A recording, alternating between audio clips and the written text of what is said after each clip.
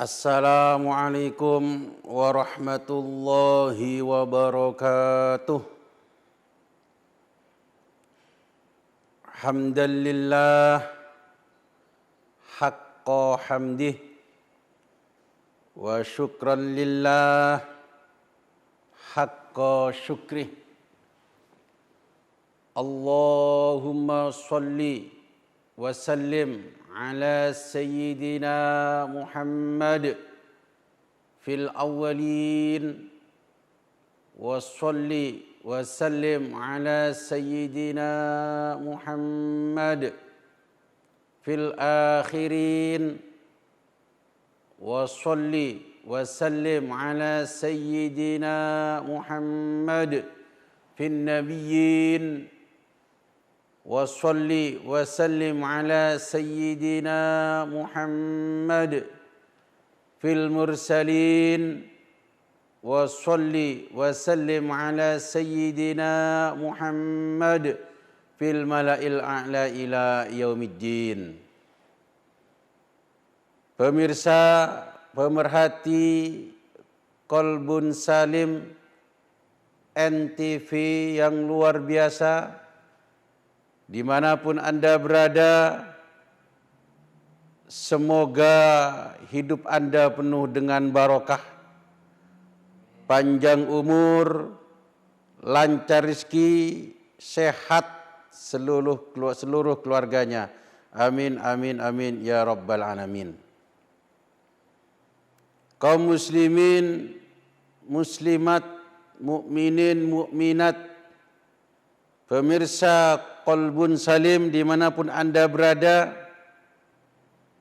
pada kesempatan ini saya akan membawakan tema tentang resep menjadi orang Islam yang paling baik. Pemirsa pemerhati yang dimuliakan Allah, An Abdillah bin Amr bin al-As radhiyallahu anhuma, dari Abdullah bin Amr bin As, semoga Allah meridhoinya. Anna rajulan sa'ala Rasulullah sallallahu alaihi wasallam. Sesungguhnya ada seorang laki-laki yang bertanya pada Rasulullah sallallahu alaihi wasallam. Pertanyaannya begini: Ayyul islami khair? Terjemahan bebasnya, bagaimana menjadi orang Islam yang paling baik? Pripun dados tiyang Islam ingkang paling sae? Ini pertanyaannya seorang laki-laki kepada Rasulullah. Ayyul islami khair? Tiyang Islam ingkang kados pundi ingkang paling sae? Ini pertanyaannya seorang laki-laki kepada Rasulullah. Orang Islam sekadin apa se paling bagus? Neka pertanyaanna sahabat dek kanjeng Nabi. Qal, Rasulullah sallallahu alaihi wasallam menjawab, beliau bersabda, tut'imut ta'am wa taqra'us salam ala man arafta wa man lam ta'rif. Tut'imut ta'am, kamu ngasih makanan. Wa taqra'us salam, dan kamu mengucapkan salam. alaman arafta, terhadap orang yang kau kenal, waman lam ta'rif, dan orang yang tidak engkau kenal. Allahumma sholli ala Muhammad. Pemirsa pemerhati Kolbun Salim dimanapun Anda berada, hadis ini cukup ringkas. Hadis ini cukup pendek. Hadis ini cukup singkat. Tapi makna dan kandungannya sangat luas sekali.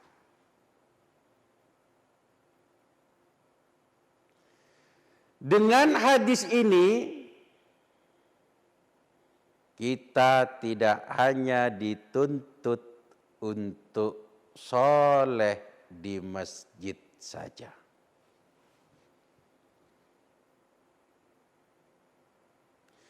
Dengan hadis ini kita tidak hanya dituntut untuk soleh di musola saja. Dengan hadis ini kita tidak hanya dituntut untuk soleh di tempat kerja saja. Dengan hadis ini kita tidak cukup batuk ireng.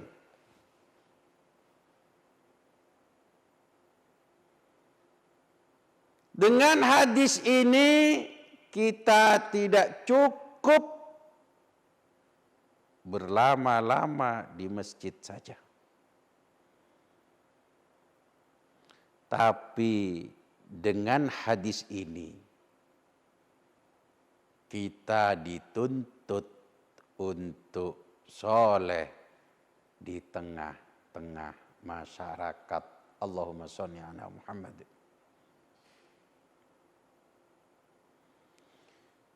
Dengan hadis ini kita dituntut untuk punya kepekaan sosial.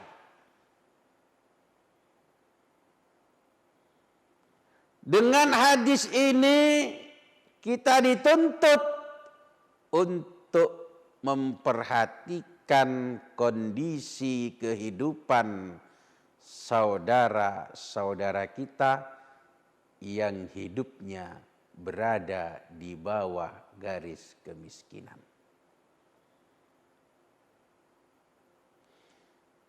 Dengan hadis ini kita enggak boleh hanya senang secara pribadi atau keluarga saja.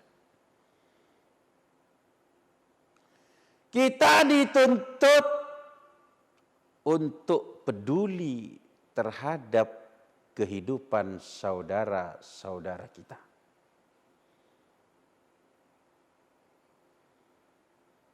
Kita dituntut untuk peduli terhadap perut tetangga-tetangga kita. Orang Islam yang paling baik itu simpel. Bahkan keduanya ini resep menjadi orang Islam ini kedua-duanya yang disebutkan oleh Rasulullah Sallallahu Alaihi Wasallam ini bernuansa horizontal. Satu, tut'imut to'am. Kita ngasih makan.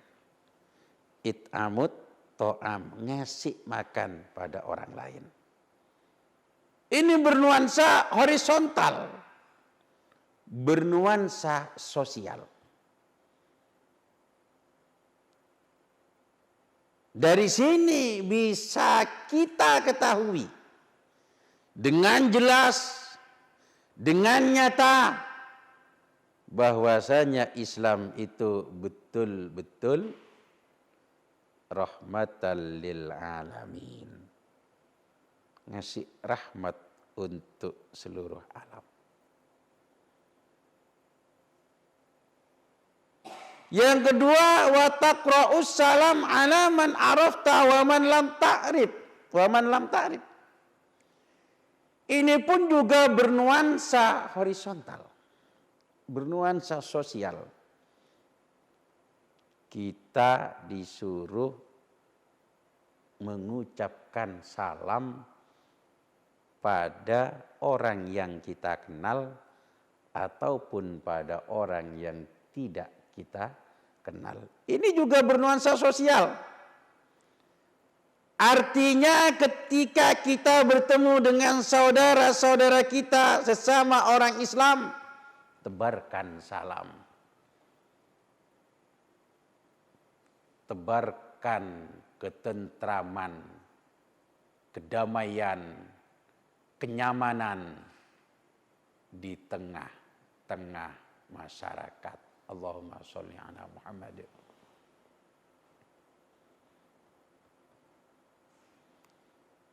Para pemerhati Qalbun Salim dimanapun Anda berada. Jadi kita kembali kepada pembahasan yang pertama. Resep menjadi orang Islam itu dua. Menjadi orang Islam yang paling baik itu dua. Mau berbagi dan mau menyebarkan ketentraman, ketenangan, kenyamanan, kedamaian di tengah-tengah masyarakat. Itu resep menjadi orang Islam yang paling baik.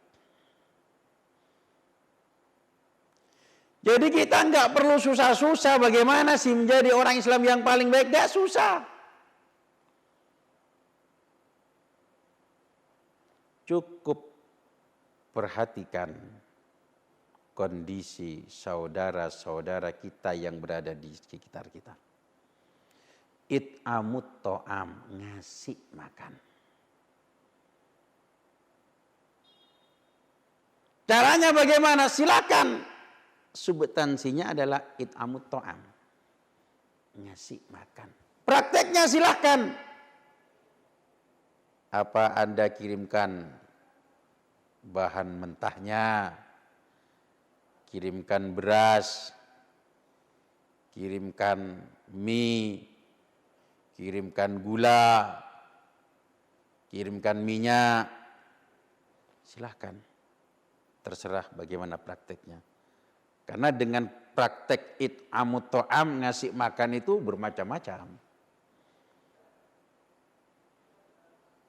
Terlebih sekarang, atau Anda saudara-saudara wahai pemirsa Qalbun Salim yang berada di sekitar Lumajang.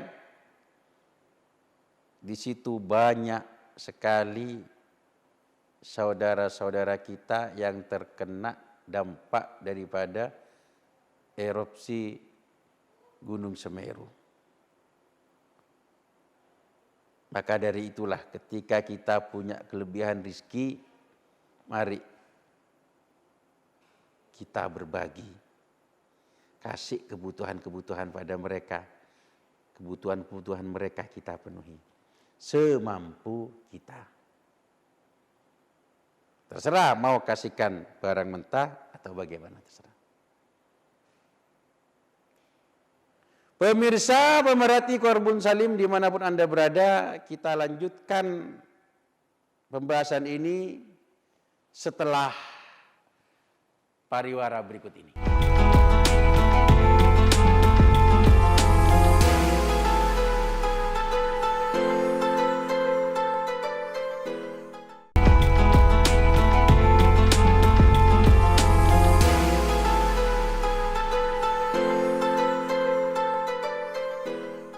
Kaum muslimin, muslimat, mukminin, mukminat, pemirsa, pemerhati Qalbun Salim NTV dimanapun Anda berada, kita lanjutkan pembahasan kita pada saat ini. Tadi sudah saya katakan bahwasanya terserah kita. apapun modelnya.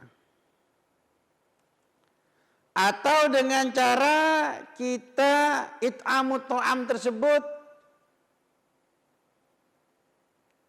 dengan cara banyak sekarang ada istilahnya Jumat berkah.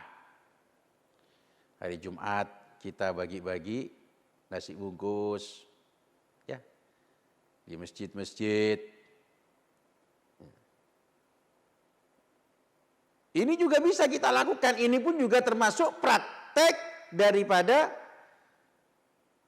it'amut ta'am, ngasih makan. Tapi juga yang perlu digarisbawahi sesuai dengan kemampuan kita. Lek panjenengan mampunya dengan nasi telur, ya silahkan dengan nasi telur. Jangan nasi ayam. Itu. Sesuai dengan kemampuan kita. Jangan justru nggak ada diada-adakan. Nah, jangan. Tetap sesuai dengan kemampuan kita. Mampunya panjenengan sedoyo ngasih beras sekilo, ya silakan beras sekilo tadi.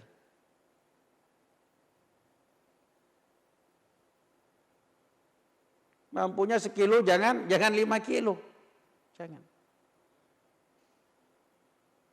Nanti sudah kemampuannya 1 kilo, justru dimampu-mampukan ngasih 5 kilo, jangan. Jangan memaksakan kehendak. Pemerhati qalbun salim dimanapun Anda berada. Terkait dengan it'amut ta'am, ada sebuah cerita. Ada sebuah hikayah. Dulu di Baghdad, di Irak sana, ada orang solih namanya Abdullah ibnul Mubarak. Pada suatu ketika Abdullah ibnul Mubarak ini melaksanakan ibadah haji.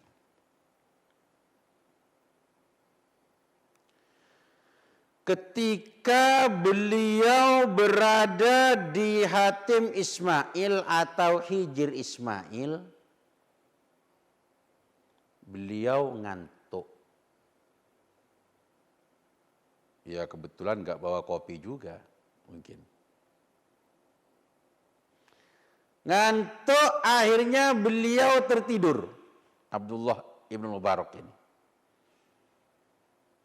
Tertidur, Masya Allah, tidurnya ini beliau bermimpi bertemu dengan Rasulullah Sallallahu Alaihi Wasallam. Dalam mimpinya ini Rasulullah berpesan, besok kalau kamu sudah selesai, ini dalam bahasa saya ya, mohon maaf tidak sesuai dengan teks yang ada di dalam kitab Qami'ut Tuqyan.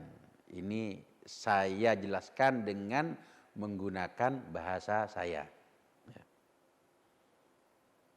Tapi substansinya sama dengan apa yang ada di Qami'ut Tuqyan. Bisa dilihat agak halaman agak akhir-akhir. Ya. Rasulullah berpesan, besok kalau kamu sudah selesai melaksanakan ibadah haji, pulang ke Baghdad di Irak sana, tolong cari orang tua namanya Bahram, agamanya agama Majusi. Agama Majusi itu penyembah api. Kalau sekarang itu disebut ya, bukan sekarang, mulai dulu itu orang kafir. Kalau sekarang sebutannya non-muslim. Sampaikan pada Bahram salam saya, kata Rasul. dan bilang padanya Allah ridho. Dari mimpi ini Abdullah ibnul Mubarak terbangun dan mengucapkan la haula wa la quwata illa billah. Hadhir ru'yah minasyaitan. Beliau mengucapkan la haula wa la quwata illa billah. Ini mimpi setan. Bukan mimpi benar. Ya, mimpi kalau sekarang kembangnya tidur lah. Dan Abdullah ibnu Mubarak mengatakan itu mimpi yang enggak benar. Mimpi godaan daripada setan, logis. Kenapa? Tidak mungkin alias mustahil Rasulullah Shallallahu Alaihi Wasallam kirim salam pada orang non Muslim.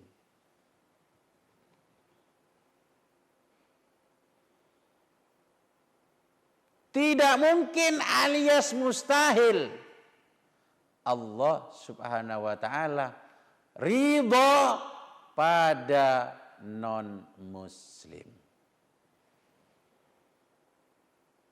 Ini jelas mimpi yang enggak benar. Ya.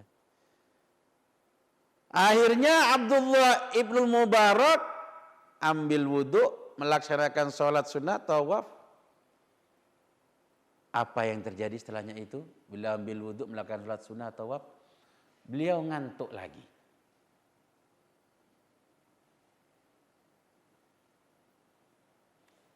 Ngantuk akhirnya tertidur. Tidur lagi dan dalam tidurnya yang kedua ini Abdullah ibnul Mubarak kembali lagi bermimpi bertemu dengan Rasulullah Sallallahu Alaihi Wasallam. Dan Rasulullah Sallallahu Alaihi Wasallam berpesan sama dengan pesan mimpi yang pertama. Kalau sudah selesai melaksanakan ibadah haji, pulang ke Baghdad, tolong cari orang tua namanya Bahram, agamanya Majusi, sampaikan padanya salamku dan bilang padanya Allah ridho. Dengan mimpi ini kemudian Abdullah ibnul Mubarak terbangun. Kira-kira beliau mulai ragu sudah. Dibilang mimpi yang enggak benar 2 kali sama. Dibilang benar. Masa Rasulullah Sallallahu Alaihi Wasallam titip salam pada orang non Muslim? Masa Allah ridho pada orang non Muslim? Ini kira-kira sudah mulai ragu ini. Abdullah ibnul Mubarak. Kemudian beliau langsung ambil wudhu lagi. Ya. Ini prosesnya bagus tidurnya ini. Ambil wudhu, sholat, tawaf. Enggak terus tidur lagi, tidak. Kalau tidurnya enggak punya wudhu, ya, lebih-lebih kondisi junub, mimpi, ya kira-kira mimpi godaan setan. Ini tidak, prosesnya bagus. Kondisi suci. Akhirnya beliau ambil wudhu, melaksanakan sholat sunnah, melaksanakan tawaf. Apa yang terjadi? Ngantuk lagi beliau.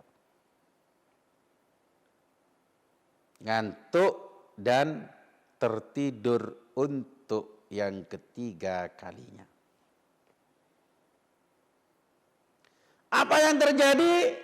Tidur yang ketiga ini Abdullah ibnul Mubarak kembali lagi bermimpi bertemu dengan Rasulullah sallallahu alaihi wasallam, dan Rasulullah sallallahu alaihi wasallam berpesan.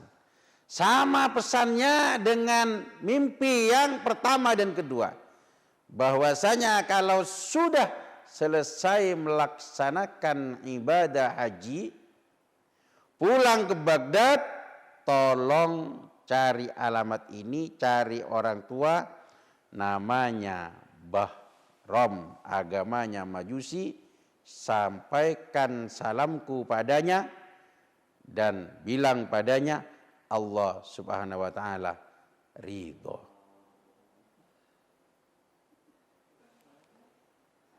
Dari mimpi yang ketiga ini kemudian Abdullah ibnul Mubarak terbangun dan yakin bahwa mimpinya ini adalah mimpi yang benar. Kemudian beliau selesai melaksanakan ibadah haji, kembali ke Baghdad, ke Irak, mencari alamat yang telah ditunjukkan oleh Rasulullah sallallahu alaihi wasallam. Kita lanjutkan setelah pariwara berikut ini.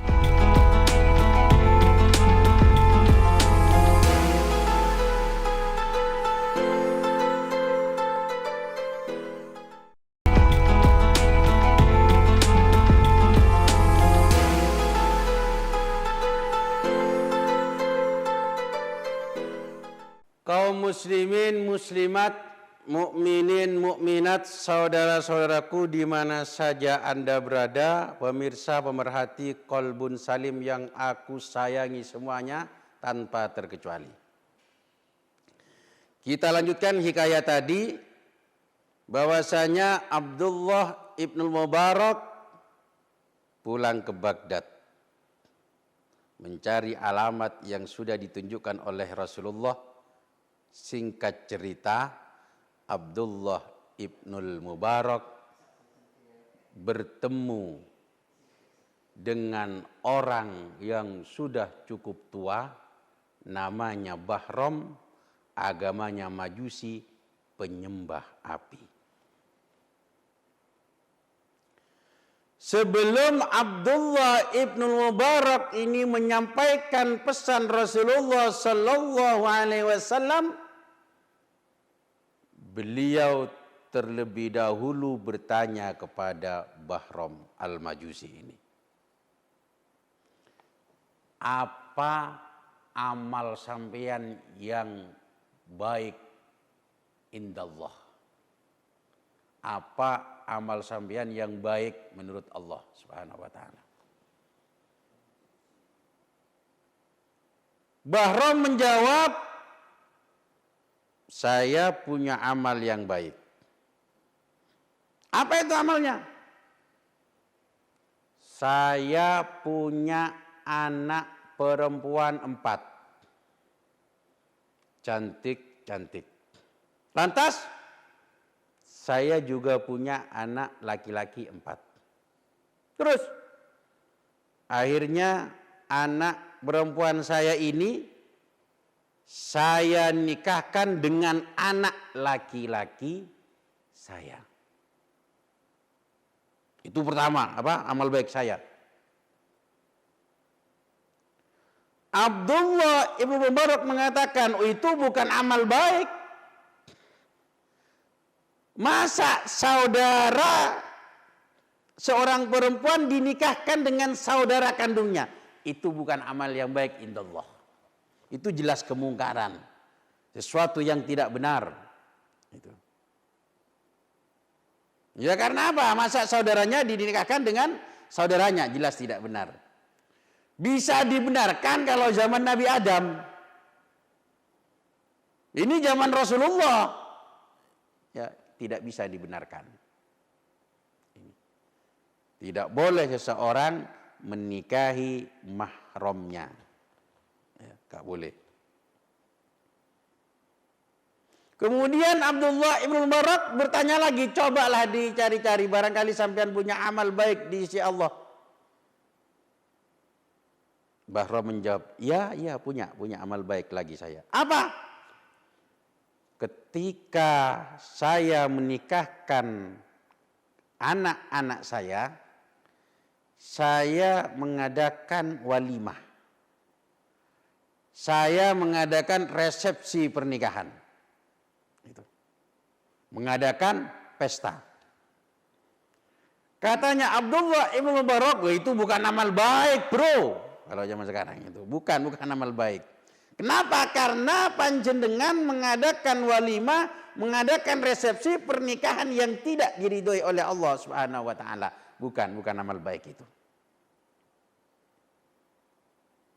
Cobalah diingat-ingat, barangkali sampean punya amal baik lagi. Coba diingat-ingat.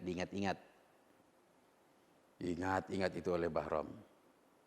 Ngomong lagi Bahram itu, yang sudah tua itu, ngomong lagi. Ya punya amal baik saya, apa amalnya? Saya punya anak lagi, perempuan 1. Cantik banget. Ya. Cantik sekali.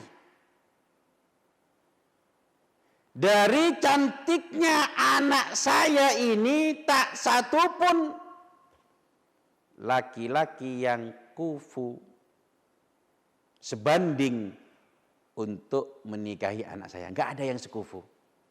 Enggak ada yang sebanding. Sehingga kabeh gak wani menikahinya gitu ya. Ini kalau kalau zaman sekarang kalau ada laki-laki yang gak pating ganteng, ya biasa-biasa saja wajahnya, menikahi wanita yang sangat cantik itu pernikahan makruh itu, ya. Karena apa, ini akan menimbulkan nanti gunjingan-gunjingan orang ya ini. Makanya yang kurang merasa ganteng itu golek bojo cocok pati ayu-ayu lah. Sing biasa-biasa saja. Biar tidak menimbulkan fitnah di tengah-tengah masyarakat. Mosok wonge koyok ngono bojone kok ayu kayak gitu. Ini pernikahan makruh yang tidak diridhoi oleh masyarakat umum. Tapi kalau nasib ya enggak apa-apa. Ya, enggak apa-apa kalau nasib. Oke, itu hanya intermezzo saja. Pemirsa pemerhati Kolbun Salim dimanapun Anda berada, akhirnya si Bahram ini mengatakan nggak ada laki-laki yang sekufu untuk menikahi anak saya. Kata Abdullah, bagaimana terus? Akhirnya saya nikahi sendiri. Ini luar biasa ini. Bahram Al-Majusi ini luar biasa. Anak dewe dirapi dewe, ini luar biasa. Itu tingkatannya sama dengan wedhus.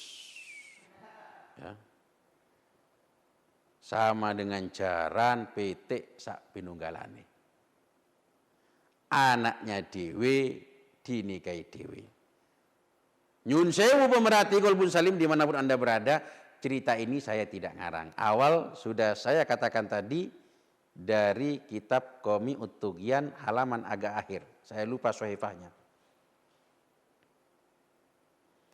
Saya nikahi sendiri anak saya. Kemudian malam pertama saya mengumpuli anak saya.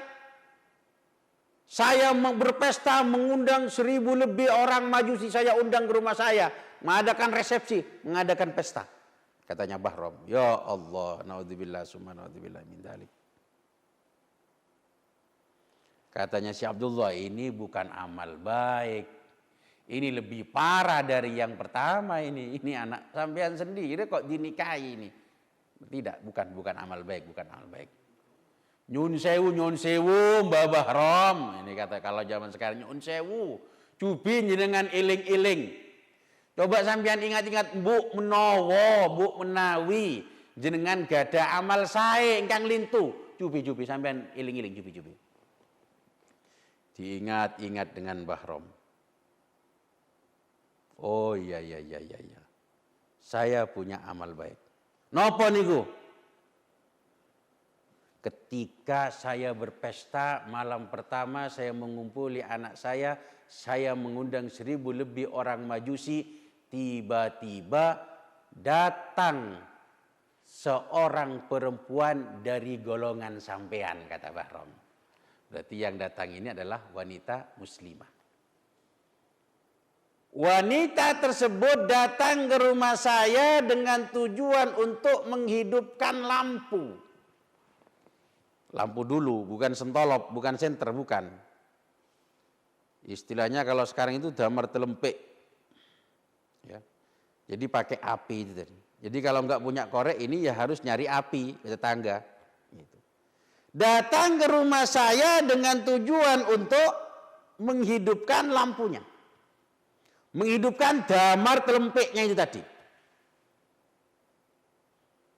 Pemirsa Kolbun Salim dimanapun Anda berada, kalau Anda mengatakan damar telempik, hati-hati jangan dicepatkan, nanti salah lafadznya.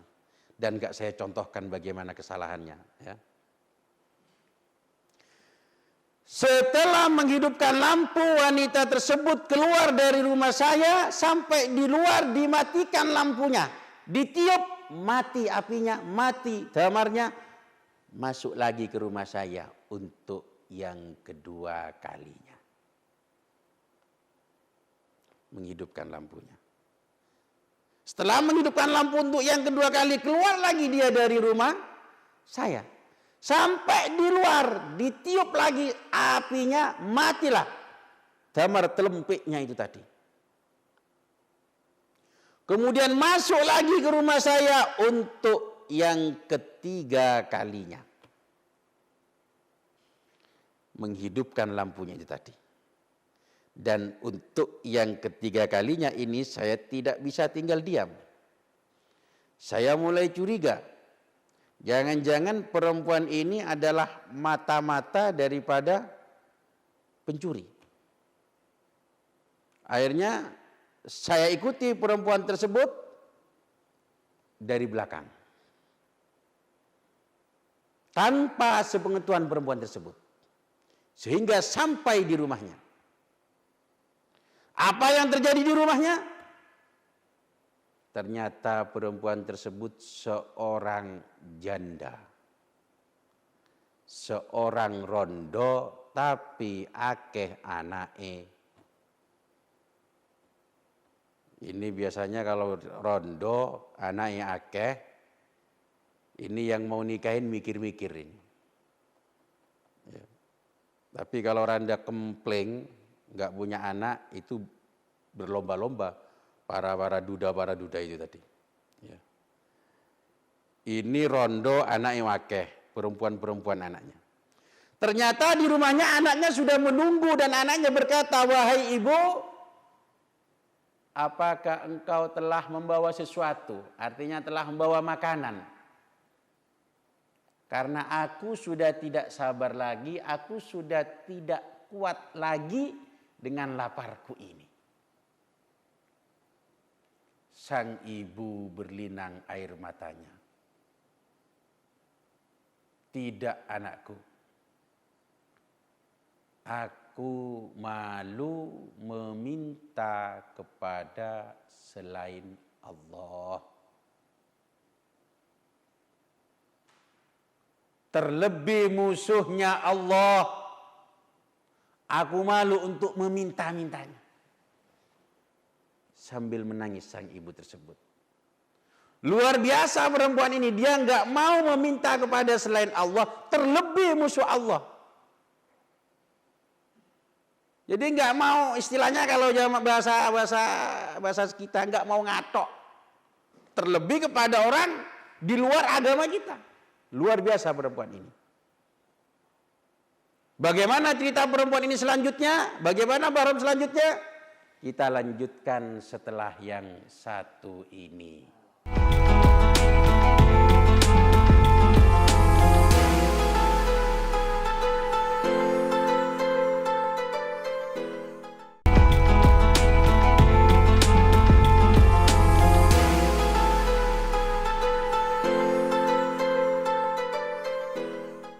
Kaum muslimin, muslimat, mukminin, mukminat, saudara-saudaraku seiman, seagama, dimanapun Anda berada, yang tercinta dan yang kami cintai. Kita teruskan hikayat tadi. Perempuan tersebut menangis berlinang air matanya, luar biasa, dia enggak mau meminta kepada selain Allah, terlebih musuhnya Allah. Mendengar dialog ini, sang anak lapar bertanya kepada sang ibu, apakah sudah membawa sesuatu? Tidak. Aku malu minta sesuatu kepada selain Allah. Terlebih musuh Allah. Melihat dialog antara anak dan ibu ini, Bahram tersentuh hatinya. Merasa iba. Akhirnya Bahram pulang ke rumahnya, mengambil talam.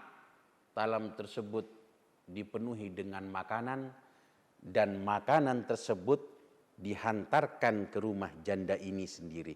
Dihantarkan sendiri oleh Bahram ke rumah sang janda ini tadi. Bahram ngasih makan pada orang Islam. Dihantarkan sendiri. Bahram it'amut to'am. Bahram ngasih makan. Akhirnya mendengar cerita ini, Abdullah ibnul Mubarak mengatakan, lah, ini baru amal baik. Sampean telah ngasih makan kepada orang yang membutuhkan makanan. Sampean telah belas kasihan kepada janda ini tadi. Sampean it'amu ta'am, ngasih makanan, ini amal yang baik indallah, menurut Allah Subhanahu wa taala. Dengan amal sampean ini, gara-gara sampean ngasih makanan pada orang fakir ini tadi, nyun sewu, Rasulullah titip salam datang panjenengan. Setunggal.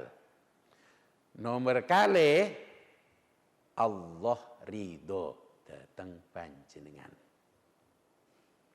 Abdullah mengatakan semacam itu kepada Bahram al-Majusi itu tadi. Mendengar apa yang dikatakan oleh Abdullah ibn Mubarak, bahwasanya Rasulullah titip salam dan Allah ridho kepada Bahram, langsung Bahram mengucapkan, asyhadu an la ilaha illallah wa asyhadu anna Muhammadan abduhu wa rasuluh. Bahram mengucapkan 2 kalimat syahadat. Bahram masuk Islam. Setelah Bahram mengucapkan 2 kalimat syahadat, akhirnya Bahram langsung tersungkur dan meninggal dunia. Bahram mati dalam keadaan Islam. Bahram mendapatkan husnul khatimah.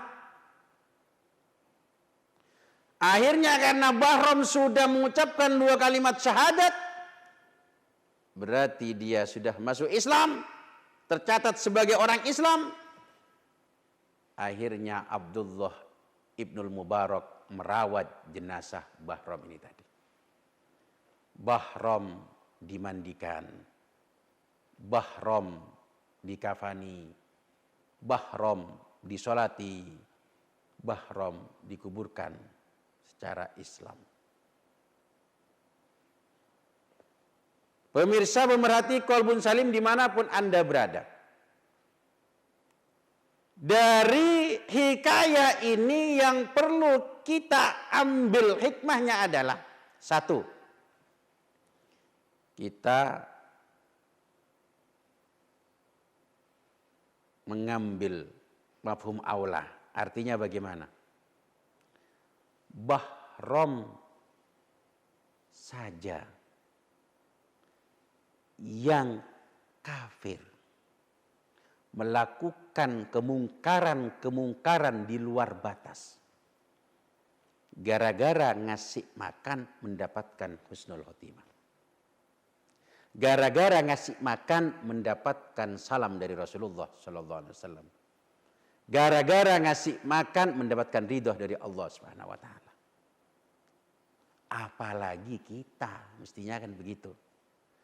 Kalau kita mau berbagi, mau it'amut ta'am, kita yang Islam gak pernah melakukan dosa-dosa besar seperti halnya dosanya Bahram, kita melakukan kebaikan seperti yang dilakukan Bahram, mestinya peluang untuk husnul khotimah itu sangat besar sekali. Peluang mendapatkan syafaat dari Rasulullah Sallallahu Alaihi Wasallam itu sangat besar sekali. Peluang untuk mendapatkan ridho Allah Subhanahu Wa Taala itu sangat besar sekali. Bahram saja yang majusi dapat, apalagi kita.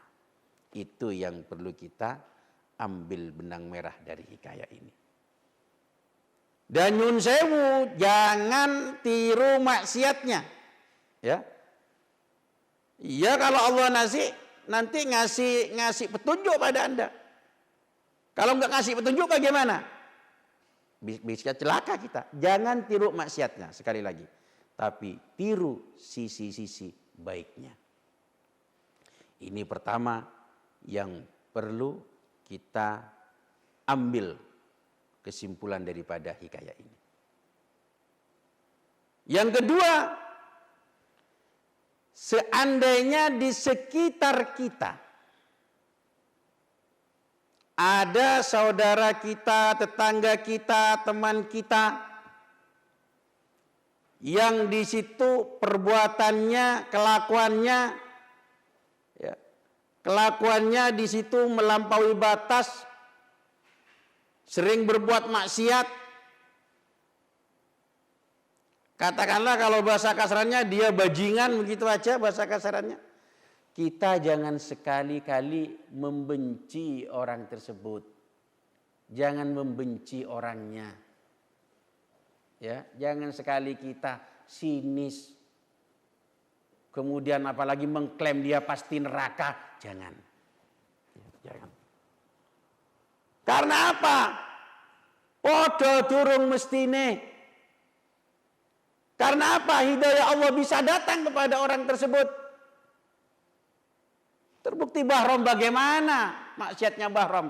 Tapi begitu mendapatkan hidayah dari Allah, dia mati husnul khotimah.